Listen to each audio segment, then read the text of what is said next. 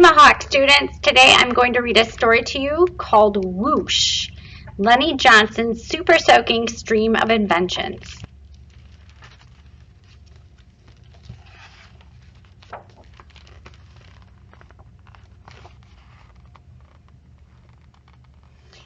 Every day brought a challenge for young Lonnie Johnson, the challenge of finding space for his stuff.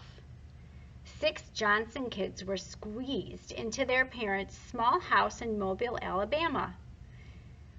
Lonnie would have loved a workshop of his own, but there just wasn't room. There was nowhere to keep his rocket kits, bamboo shooters, rubber band guns, erector set, go-kart engine, bolts and screws and other spare parts his dad let him bring from the shed, and various other things he'd hauled back from the junkyard. Lonnie loved building and creating ideas for inventions, and they just kept on flowing.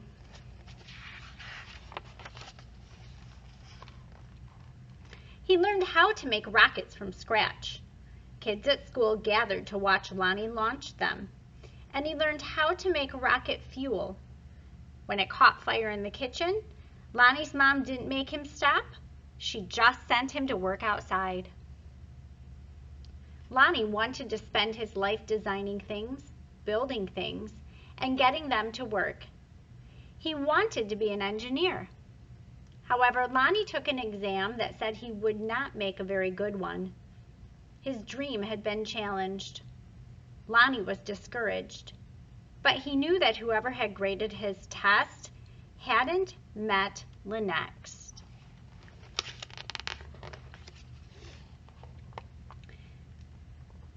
Inspired by a TV show, Lonnie had built his own robot. He made it out of scrap metal and named it Linux. Compressed air cylinders and valves allowed Linux's body to turn and its arms to move. The switches came from an old broken jukebox. Lonnie used a tape recorder to program Linux, and as a bonus, the reels looked like eyes. Lonnie wanted to enter his creation in a science fair, but he couldn't get the transmitter to work. Without it, Lonnie couldn't send commands to Linux. Science fairs came and went. Lonnie missed one and then another until he got an idea. Now Lonnie may or may not have asked before he borrowed his little sister's walkie-talkie.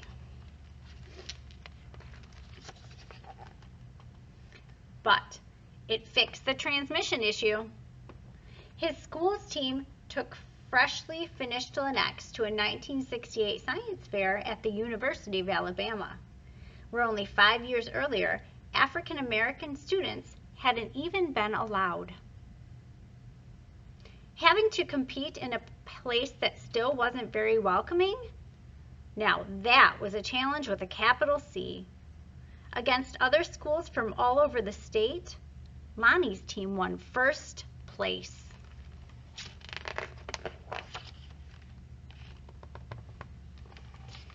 Soon, Lonnie left home to go to college at Tuskegee Institute, where he stood out as a self-confident, insightful, creative thinker. He stood out as a student who asked the right questions, precisely defined problems, and formulated solutions. And he stood out as the guy who built his own booming sound system out of cast-off electronics.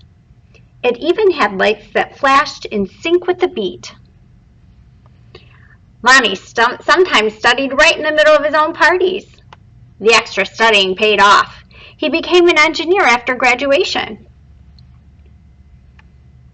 And that took him beyond Alabama, way beyond.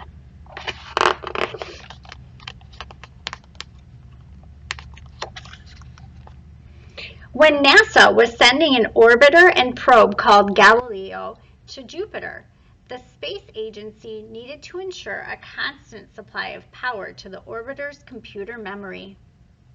The engineer who had to figure out how to do it was Lonnie. His challenge was to come up with a lightweight backup system able to keep essential functions going in case the main power was lost. It wasn't easy. It wasn't obvious, but Lonnie found a solution. Some at NASA's Jet Propulsion Laboratory doubted his idea would work. Lonnie convinced them it would. He was right. As it photographed Jupiter and its moons, Galileo was supported by the power packages that Lonnie designed. Much of what we know about Jupiter could have been at risk in a power failure if not for Lonnie.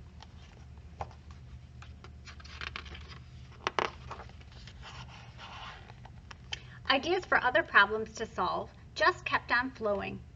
They flowed whether Lonnie was working with hundreds of people at NASA or up late tinkering with his own inventions.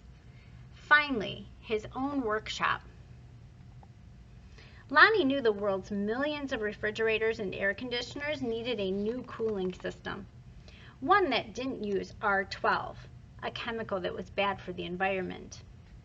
He had an idea for using water and air pressure instead.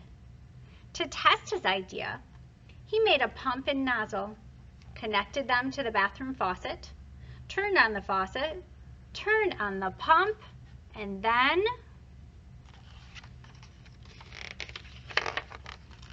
whoosh! The stream that blasted across the bathroom was so powerful it created a curtain-swirling breeze. It also gave Lonnie an idea for yet another invention. This, he thought, would make a great water gun. First, he had to find or make the parts, including a pump small enough for a child to handle. Then he had to glue the parts together into a prototype, an early version with room for improvement.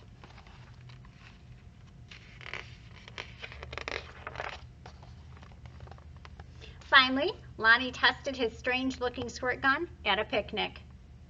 "Does it really work?" a man asked. "Sure," said Lonnie. "Want to see?" Lonnie worked the pump, which squeezed air into a chamber. When he pulled the trigger, the air escaped, forcing water out with a whoosh.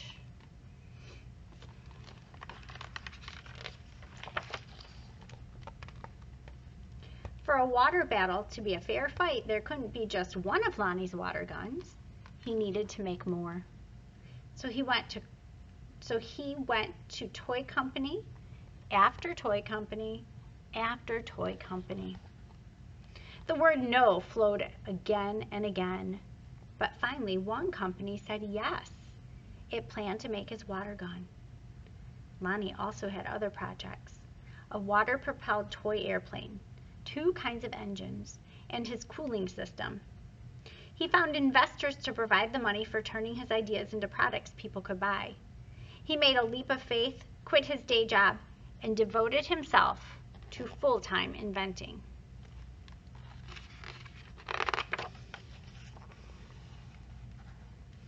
But soon each plan fell apart, even the one for the water gun.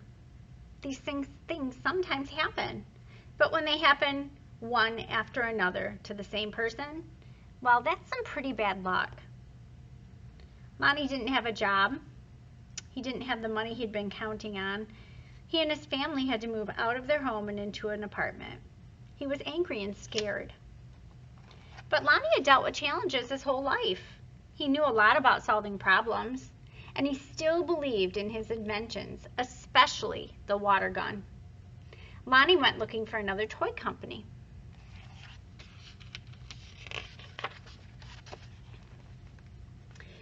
In 1989, he found a toy maker who was interested in seeing the water gun if Lonnie ever happened to be in Philadelphia. "But don't make a special trip," the guy said. Lonnie made a special trip. In his wife's suitcase, he carried a new prototype. He unpacked it, filled the tank with water, pumped the gun until the air pressure was good and high, and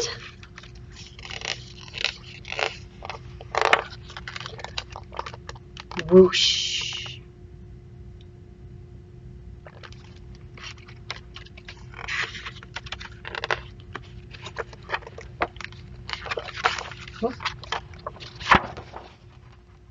wow.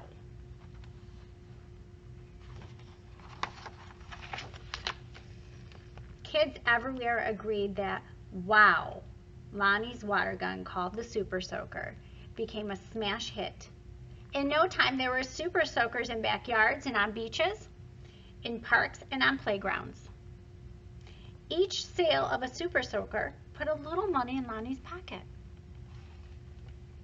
So what did Lonnie do? He got a bigger workshop, which is where you'll find him today, because facing challenges, solving problems, and building things are what Lonnie Johnson loves to do. And his ideas just keep flowing.